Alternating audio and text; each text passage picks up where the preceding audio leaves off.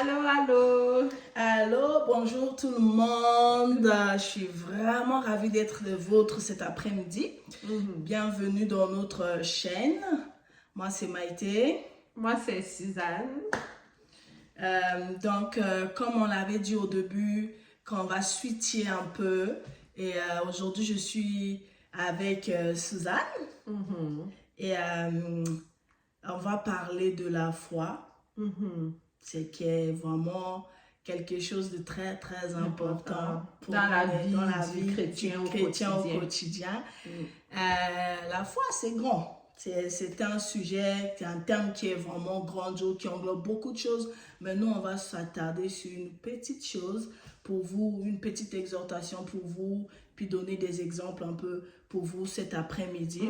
Et on a décidé de se baser, si vous pouvez lire tout le chapitre de Hébreux 11, ça sera bien. Oui. Et c'est un très bon livre que j'encourage de beaucoup lire aussi pour connaître, pour développer ou faire grandir encore votre foi parce que ça parle de la foi, ça nous explique en qui tu as mis ta confiance au fait. Et ça briefe aussi sur comment les hommes dans la Bible ont démontré leur foi. C'est pour ça que le thème d'aujourd'hui, c'est la démonstration de la foi. Donc, comment est-ce que toi, en tant que chrétien, tu parviens à démontrer ta foi? Exactement, parce que au quotidien, n'oublions pas, parce que la vie, c'est pas seulement à l'église, hein, mes amis. C'est pas démontrer notre foi dans notre assemblée, là où on est à l'aise, non. Il faut le démontrer dans notre famille, démontrer dans notre vie de tous les jours, du lundi au dimanche. C'est-à-dire que ça peut être à ton travail, ça peut être dans la rue. Il faut le démontrer. Et ça, pour le démontrer, nous, on s'attarde sur ton attitude. Ta façon de voir, de voir les choses, quand toi tu pries, après avoir sorti dans ton lieu secret, c'est quoi l'expression, c'est quoi ce que toi tu donnes aux autres, parce que n'oublie pas que notre mission c'est d'impacter, notre mission c'est d'éclairer les autres, et notre mission c'est d'être le sel, de pouvoir donner un peu la saveur aux autres, et quand tu penses qu'on ne te regarde pas, mais il y a un petit quelqu'un, une personne qui te regarde. Donc, ma première question, Suzanne, souvent je pense qu'on va nous poser aussi cette question-là. Comment une personne peut démontrer la foi?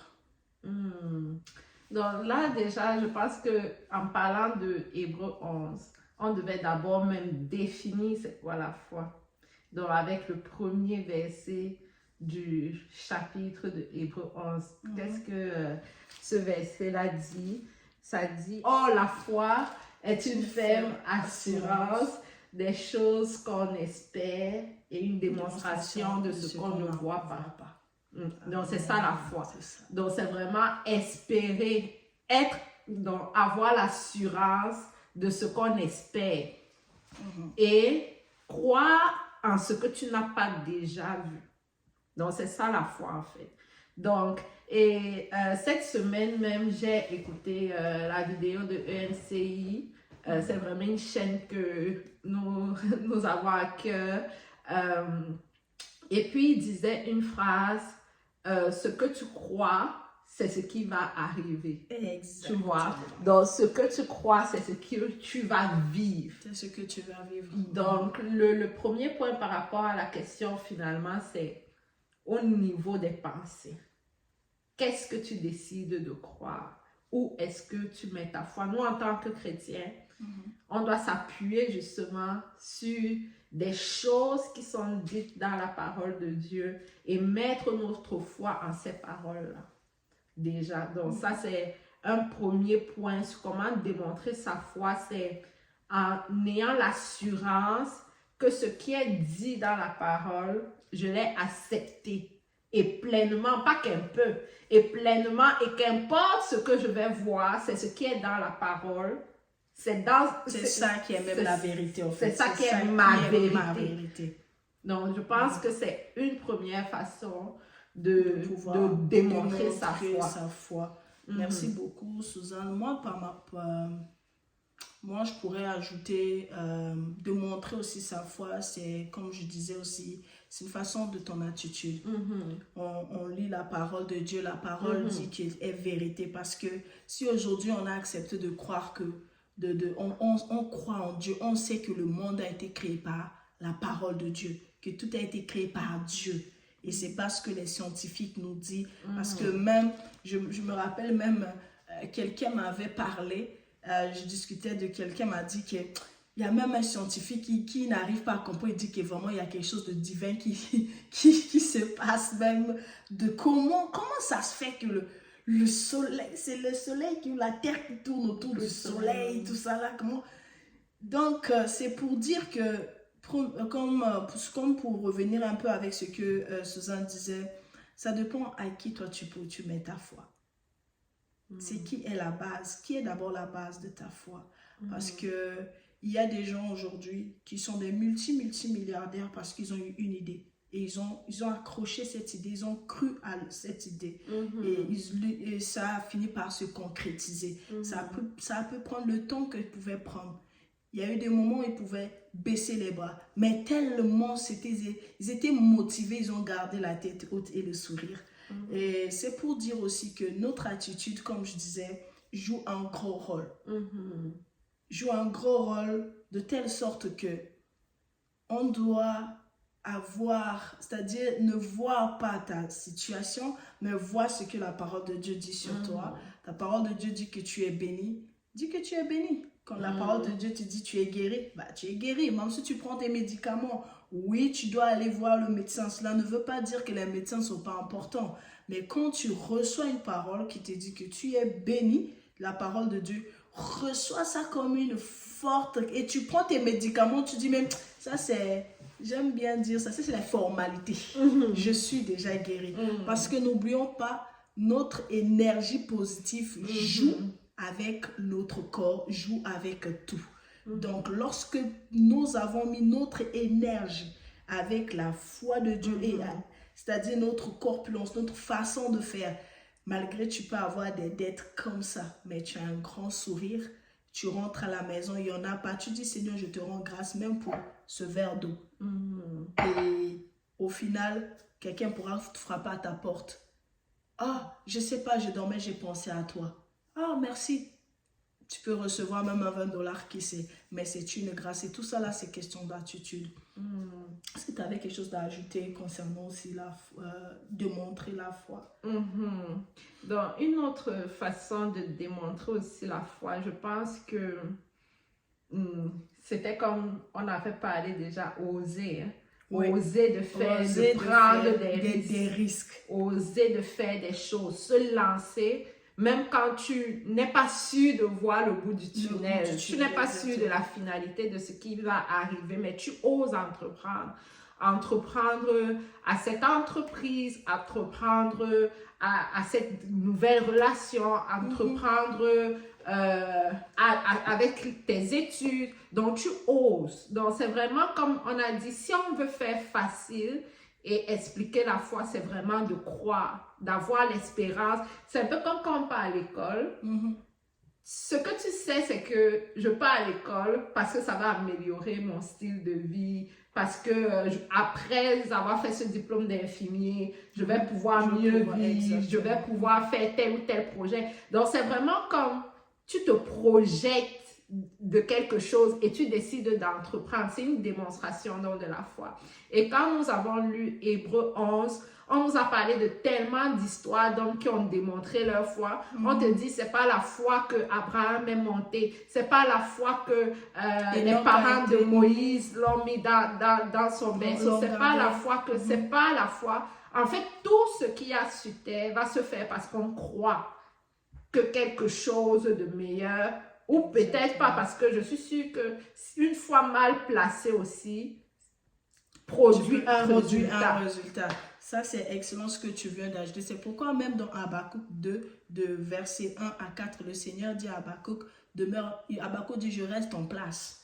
Je reste en place. Et vers la fin du verset 4, il dit, mais le juste vivra par la foi. Écrit la prophétie, mais le juste vivra par la foi. Donc tu dois demeurer dans ta place parce que c'est un autre sujet, ça peut toucher aussi d'autres choses dans ce verset-là. Mais tu dois demeurer dans la place de sorte que, oui, les choses vont mal, mais est-ce que je dois me morfondre pour ça?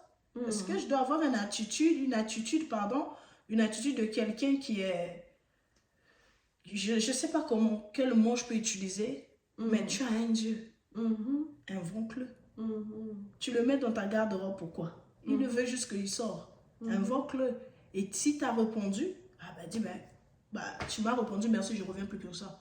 Tu gardes ta foi. Je ne reviens plus sur ça, j'y crois. Parce que je suis ferme. J'ai l'assurance dans ma position. Il faut savoir aussi une chose, c'est que la parole nous dit que pour être agréable à Dieu, il faut avoir la foi. Nul ne peut être agréable à Dieu sans la foi. Quand on voit, j'aime vraiment l'histoire de l'apôtre Paul. Quelqu'un qui est prêt à mourir parce qu'il a la foi de son Dieu. D'aller là où les autres n'ont pas pu aller parler. Parce qu'il sait à qui il a mis sa confiance. Ça aussi, ça démontre une foi. Ça démontre à quel point tu crois. Tu dis, papa, j'y vais. Tu m'as appelé à partir, ça va. J'y vais partir. Parce que avec la foi, ça t'emmène à obéir à Dieu. Quand tu crois, quand tu sais que c'est lui qui t'a parlé, pourquoi tu vas douter de sa parole? Donc, une démonstration aussi, c'est enlever le doute. Oui, enlever le doute. Et je vais donner un exemple sur ça. Seulement cette année, j'avais mes journées de jeûne et de prière. J'étais en train de prier, j'étais dans mon casier, j'étais à l'école. Et 3 collègues sont venus me voir. Il y avait une situation. Et on a commencé à parler. Il y avait une jeune femme plutôt, qui ne me connaissait pas. On s'était dit bonjour le matin là même. Et à 11h, vous devinez quoi, le Saint-Esprit la ramène à son casier pour lui dire, tu vois la fille qui est assise à même le sol, va la prendre. Fais-la déplacer de là où elle est. Elle dit, je la connais pas. Elle dit, vas-y, laisse-moi faire. Je vais tout gérer. Elle a cru. Elle dit, ok, c'est toi qui m'as parlé. Je vais aller. Elle ne connaissait pas mon nom. Elle ne connaît pas mon nom. Elle ne me connaît pas. On s'est juste dit bonjour. Elle a cru. Elle a dit, si c'est toi qui me l'as dit, fais en sorte aussi qu'elle puisse être en accord. Ça démontre à un point où quand tu as la foi, tu obéis sans rien. Elle est venue. Elle m'a dit, tiens, tu as fini? Ok, on va aller voir Madame Chantal. Je vous dis, à l'instant là, moi-même, je comprenais pas. Elle s'est levée. Je me suis levée. Je me suis levée, j'ai pris mes affaires. J'ai dit, oui, j'ai fini, oui, on y va. On me demande, mais tu la connais? J'ai répondu à mes amis, non, écoutez, j'ai quelque chose à faire avec elle. Plus tard, les amis. J'ai fermé, je suis partie. Elle m'a pris dans le bras, elle a pris mes choses. C'était comme naturel. Comme si on se connaissait il y a très, très longtemps. Mais on ne se connaissait pas. On s'est juste dit bonjour à la limite à 7h50. Et à 11h, elle vient de me faire sortir d'une situation. Et il faut dire que tu étais dans un environnement où toi-même tu avais envie de te lever mais tu ne savais pas comment faire en étant poli et sans mentir. Sans manquer de respect. Aussi, parce qu'eux, ils sont venus là où moi j'étais. Parce qu'elle était tranquille. Et puis, il y a des personnes, des camarades de classe qui sont arrivés pour faire des disputes. Une situation qui s'était arrêtée pendant un cours. On ne pouvait plus revenir là-dessus. Mais revenir sur ça, j'étais juste, Seigneur, pardon, je t'en prie, fais-moi partie d'ici. Que mon téléphone sonne. Et à cause de la foi, elle a espéré que Dieu pouvait l'aider à quitter de cette situation. Et de l'autre côté, une chrétienne qui ne la connaissait ni d'Adam ni d'Ève a pu par la foi aller parler à une inconnue en fait et lui dire comme ça, lève-toi. Elle n'était pas en train de se faire agresser, elle n'était pas en train de se faire taper. Non. Il faut le dire aussi, tu n'étais pas en train de te faire agresser. C'est juste que l'environnement n'était pas un environnement que le Seigneur voulait que je sois. Parce que j'étais en train de jeûner à sec cette journée-là. J'avais pris mon temps pour être seule. Et quand on dit notre Père nous aime, quand il nous demande de jeûner, quand il nous demande d'être dans sa présence, quand il sent que les gens qui vont venir là, c'est pour te faire distraire, que tu vas recevoir quelque chose, soit il va faire quelque chose Et ça demande aussi, il faut le vouloir. Parce que j'ai manifesté l'envie de quitter. Mais je ne pouvais pas le dire comme ça. J'ai dit dans mon cœur, Père, fais-moi quitter ici, que mon téléphone sonne, je pars. Et je vous dis, ce qui était merveilleux, c'est que à la fin, avec cette sœur, on est devenus vraiment des amis. On se parle, on prie ensemble. Et elle m'a tenu la main, tu sais, on m'attend monter les escaliers. Tu es chrétienne? Je lui ai dit oui. Le Saint-Esprit m'a dit, je ne sais pas. C'est comme si elle se disait, ah, si je lui dis que le Saint-Esprit m'a dit de venir te prendre, est-ce qu'elle va même croire ce que je veux dire? Dès qu'elle m'a posé la question, tu es chrétienne? Quand je lui ai dit oui, il fallait voir l'éclat, comment son visage brillait de joie. Elle a dit waouh, le Seigneur est merveilleux. Elle a dit waouh. Non, et le Seigneur m'a justement, utilisé. dans Hébreux 11, vous allez voir qu'on parle de la rémunération. Donc, quand tu as la foi, le Seigneur te renumère en fait pour ta foi. Et pour certains, malheureusement, peut-être, ils ne vont pas voir leur rémunération ici. La foi seule va leur suffire. Mais quelque part, de toute façon, tu as toujours un témoignage par rapport à quelque chose. Il y a toujours une rémunération qui suit ton obéissance, qui suit la foi que tu as placée en Jésus.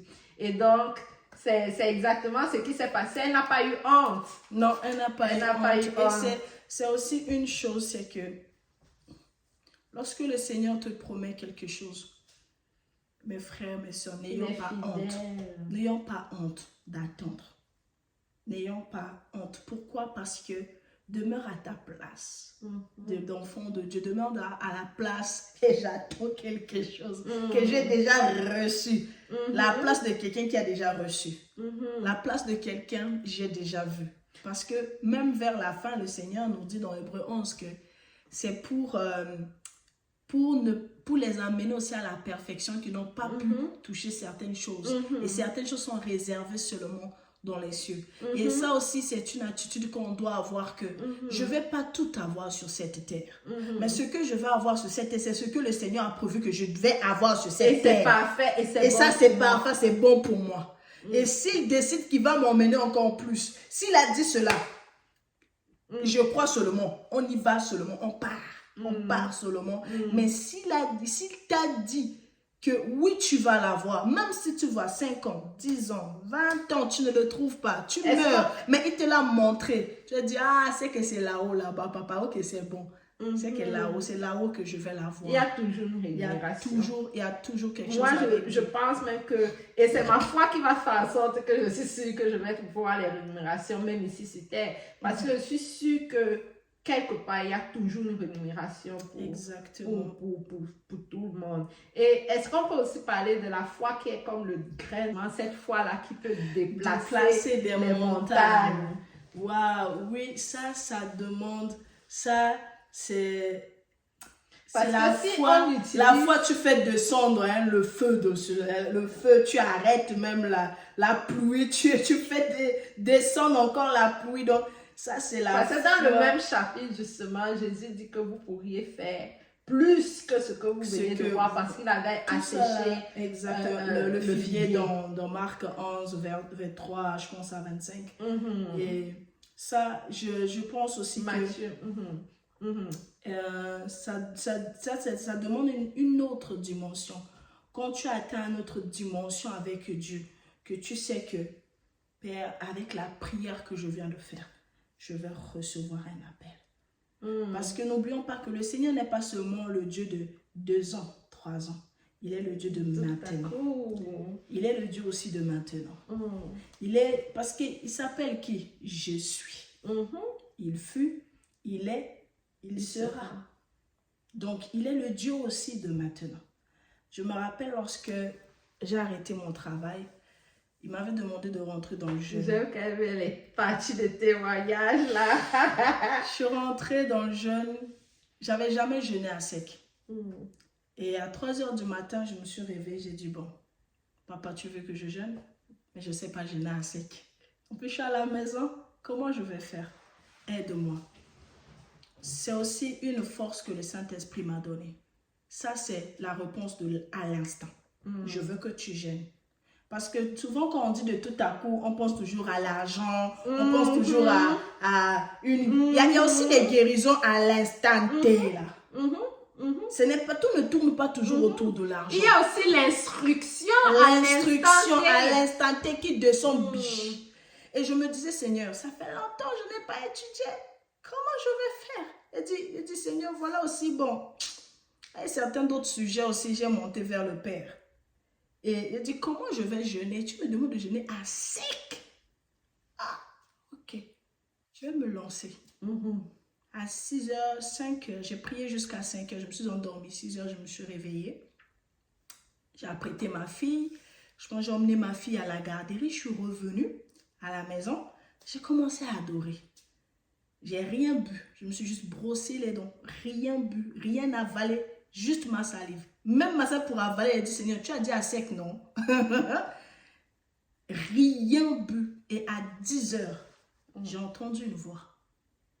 Je veux te parler. J'étais comme quelqu'un dans ma maison. Bref. Et je suis allée prendre ma Bible. J'ouvre ma Bible, je tombe à pic sur Ésaïe 54.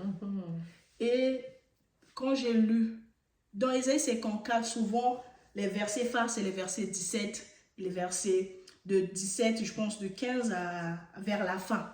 Les versets de la fin. 15, 16, 17. Que tout âme forgé contre toi est annulé sans effet. Mais ils ne savent pas les bénédictions qui sont en haut. Les bénédictions, c'est-à-dire les promesses qui sont en haut. Et je vous dis aujourd'hui, je vois ça. Amen. Pourquoi? Parce que j'ai cru à cette parole-là. Et je me suis dit merci de m'avoir répondu.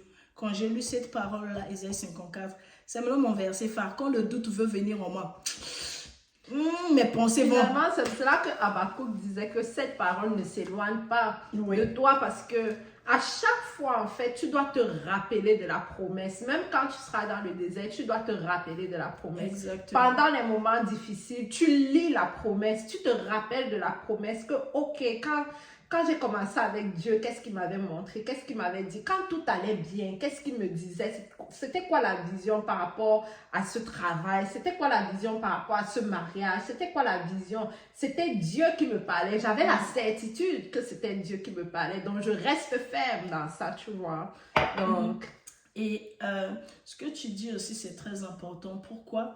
Pourquoi il nous demande de relire? Pour booster notre foi.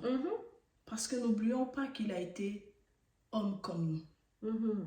Il a eu les mêmes faiblesses comme nous. Mais ce qui a fait qu'il a tout surmonté, il avait le Saint-Esprit. Il était lui-même déjà divin et il avait la foi. Et nous avons lui-même en nous. Et il sait qu'on peut faillir. Il a dit le juste tombe 7 fois et 7 fois il se relève. C'est pour dire que notre vie quotidienne est faite des hauts et des bas. Mais comment garder une courbe constante, une ligne constante? C'est de méditer sa parole. C'est la seule chose qui peut booster notre foi. D'où pourquoi j'aime la définition de la foi qui dit c'est une ferme assurance des choses que l'on espère. Et les choses que l'on espère, souvent on dit c'est la foi vient de ce que l'on entend. Ce que l'on entend vient de la parole de Dieu. Et quand tu lis la parole de Dieu, on te dit ce sont des choses que tu espères. Mon ami. Moi, je te dirais, viens dans notre équipe de football. Où nous sommes des gagnants avec la parole. Nous sommes des gagnants avec la parole et avec l'espérance, avec la démonstration. Parce que on ne veut pas que nos situations nous portent. Je ne veux pas ressembler à ma situation, ni que ma croix puisse me porter. Donc, c'est moi qui dois la porter. Donc, je la porte à gauche, à droite ou à gauche, ou je la mets sur ma tête. Et la parole de Dieu dit que le joug qu'on porte dorénavant est léger. Donc, une fois que tu as ta foi, ton assurance, le joug sera léger, en fait. Qu'importe la situation, ça va passer comme si... C'est comme on va te dire, tu es malade, mais tu n'as pas les symptômes de la maladie. Ok, on a vu que, voilà, tu as cette maladie-là, mais c'est bizarre, on te regarde, on ne voit pas les symptômes de la maladie. C'est exactement ça, la foi. Et depuis, on parle de la difficulté de la foi, mais il y a aussi comme la foi, de garder la foi même quand tout va bien. Quand tout va bien. Ça aussi, c'est un challenge, mes amis. C'est un challenge. Et ça, c'est quelque chose on va le faire peut-être dans nos prochaines vidéos parce que ce sont des sujets qui sont très importants, surtout.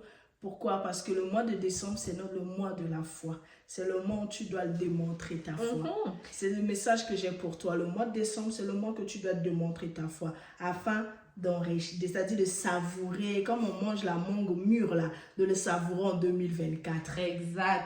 Parce que ça tombe bien que Dieu nous a vraiment donné, t'a vraiment donné la révélation par rapport à ça. Parce que quand on regarde que c'est la fin d'une année, c'est vraiment le moment de fixer ses pensées vers Dieu, fixer son regard vers Dieu. Tantôt même quand tu parlais, j'ai pensé à Agar qui n'arrivait pas à voir le puits. Et puis c'est comme quand toi tu étais là et puis tu priais, tu ne voyais pas sur quel truc t'accrocher et puis Dieu t'a envoyé dans la parole pour t'accrocher, pour t'affermir, pour affermir ta foi en fait. Donc je pense que ce mois de décembre, cette fin d'année, c'est le moment justement de s'asseoir sur des bases solides. Des bases solides. Et certaines bases solides sur lesquelles je pense que le chrétien doit démontrer sa foi. Il y a certains points comme tout concourt au bien de ceux qui aiment Dieu. Amen. Comme nous sommes un sacerdoce royal. Comme rien ne nous séparera de l'amour de l'Éternel. Comme si on croit comme un grain de céleri, on peut déplacer les montagnes, on peut faire plus. Comme le bonheur et la vie m'accompagneront tous les jours de ma vie. Donc vraiment là, c'est en ce mois de décembre, alors que tu prépares à la veille de 2024, alors que tu prépares justement l'année qui s'en vient, que tu dois vraiment t'assurer que t'emmagasiner ta vraiment. foi est ancrée. Donc, il te reste quelques jours avant la fin de ce mois. Donc, emmagasine, fais-toi une bonne bosse pour pouvoir, peu importe les tempêtes qui vont être dans 2024. Mais crois aussi qu'il n'y aura pas de tempête. Smile, exactement. Parce que tu peux prophétiser sur ta vie pour dire, hey, la foi là, je déclare qu'il y aura 2024, je n'aurai pas de tempête. Okay? Une façon de démontrer aussi sa foi, c'est en déclarant. Oui. Justement, en disant ces paroles-là, ose déclarer sur ta vie. Donc, ose justement démontrer ta foi à travers ta parole. Qu'est-ce que tu dis chaque jour? Si dans ta vie, par exemple, à chaque fois tu déclares des paroles négatives, « Oh, je ne suis pas capable de faire. Oh, je suis déjà trop fatiguée au bout de ma vie. » Oh, ça, c'est là où tu mets ta foi. Donc, une façon de démontrer la foi, on avait parlé de plusieurs choses, mais ça vient aussi avec qu'est-ce que tu dis toi-même, qu'est-ce que tu déclares. Suzanne, c'est un très bon sujet parce que ce qu'on dit, qu'est-ce qu'on déclare reflète notre non-verbal. Parce que n'oublions pas, on a le verbal et le non-verbal. Qu'est-ce que notre non-verbal peut faire? Tout à l'heure, je disais que il y a quelqu'un qui nous regarde. Donc, notre non-verbal peut impacter l'autre. Parce que ta parole, mais aussi le non-verbal. Ton attitude vis-à-vis des situations. Je n'en doute pas qu'il y aura des situations qui peuvent te faire pleurer. Il y aura des situations où tu peux te poser la question, mais Seigneur, pourtant je crois en toi, pourquoi moi? Mais dis-toi juste une chose, le Seigneur est le meilleur des professeurs. S'il te fait passer sur cette telle situation, comme ma soeur a dit, toute chose concourt au bien de ceux qui aiment Dieu. Pose-toi la bonne question. Que veux-tu que j'apprenne dans cette situation? Parce qu'il veut nous emmener chaque jour à le ressembler. Et il veut nous emmener aussi quelque part. Dans chaque épreuve que nous traversons, il est en train de défier nos foi. Il est en train de voir jusqu'où. Parce qu'il a dit, quand je vais revenir, est-ce qu'il y aura encore de la foi? Il y aura des gens qui auront de la foi. Parce que, oui, c'est bon, on va à l'église, on prie, on rentre à la maison. Mais est-ce que je vis cette parole? C'est vivre. Est-ce que je crois vraiment à cette parole? Est-ce que je manifeste, je démontre cette parole? Est-ce que je dis cette parole? Je le dis aussi, cette parole qui sort de ma bouche. Est-ce que j'agis en fonction de cette parole? Est-ce que je me comporte en fonction de cette parole? Exactement. Donc, c'est ça que nous avons eu à vous partager Je sais qu'il y a eu beaucoup de sujets qu'on a évoqués, que peut-être dans nos prochaines vidéos, on va y revenir, toucher encore quelques points, aller encore en profondeur. Mais la meilleure révélation, c'est quand toi-même tu t'assois, tu prends la parole de Dieu, tu le lis, tu demandes au Saint-Esprit de t'aider, de t'éclairer, et tu auras la meilleure version. Même, je dirais même meilleur que ce que nous venons de dire, que quand le Saint-Esprit, toi-même, avec lui dans la chambre haute, il te révèle et il te booste. N'oublie pas que le feu qui est en toi ne doit point s'éteindre. Et ce mois de décembre, c'est le mois où tu dois manifester ta foi, le démontrer pour préparer à bien rentrer dans l'année 2024. On dit que la fin d'une chose vaut mieux que le commencement. Oui, on a eu des hauts et des bas durant toute cette année 2023. Il y a eu du positif, il y a eu aussi du négatif. Mais pour éviter qu'il y ait moins du négatif, ou dirais-je pas aussi du négatif, parce que tout dépend de ce que tu proclames. Et tu bases ta foi sur une seule personne, qui est Jésus, et sur sa parole. Sur ce, nous voulons vous souhaiter, est-ce que tu as un mot de la fin, on peut prier pour Saint-Esprit, nous voulons te rendre grâce. Merci, Papa, pour ce que tu nous as inspiré cet après-midi. Nous prions, Père éternel, pour toute personne qui va regarder cette vidéo et qui va nous écouter, même si c'est une seconde. Père, que tu boostes sa foi.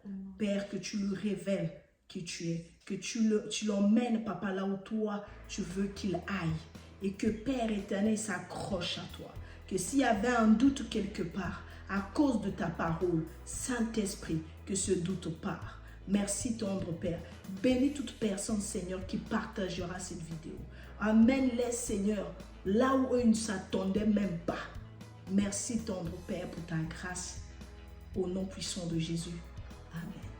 Amen. Bye bye.